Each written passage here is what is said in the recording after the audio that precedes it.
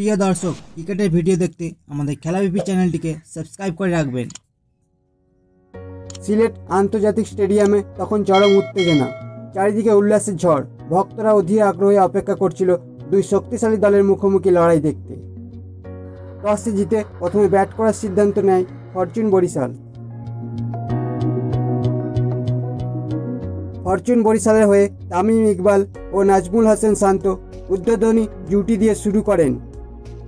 তামিমের প্রথম 4টি শট যেন স্টেডিয়াম কাঁপিয়ে দেয়। তিনি বলের ভাগ খুঁজে ফিল্ডারদের এড়িয়ে বল বাউন্ডারিতে পাঠাতে শুরু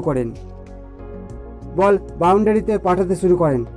34 বলে 40 রানের ইনিংস খেলে তিনি যখন আউট হন, ততক্ষণে বরিশাল একটি শক্ত ভিত্তি গড়ে তুলেছে। মিডল অর্ডারে কাইল মায়ার্সের 29 বলে 61 রানের ঝোড়ো ইনিংস দলকে আরও এগিয়ে নিয়ে যায়। কাইল মায়ার্সের ইনিংস ছিল আক্রমণাত্মক।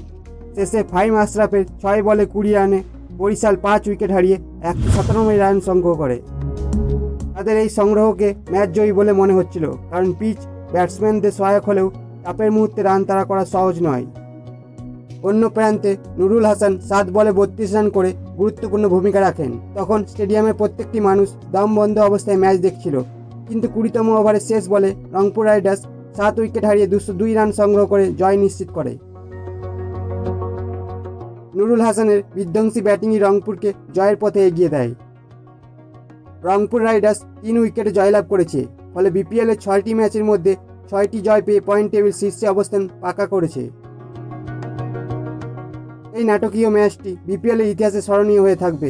ভক্তরা যেমন তাদের পছন্দের দলকে সমর্থন করতে পেরেছে, তেমনি ক্রিকেটের রোমাঞ্চ উপভোগ করতে পেরেছে।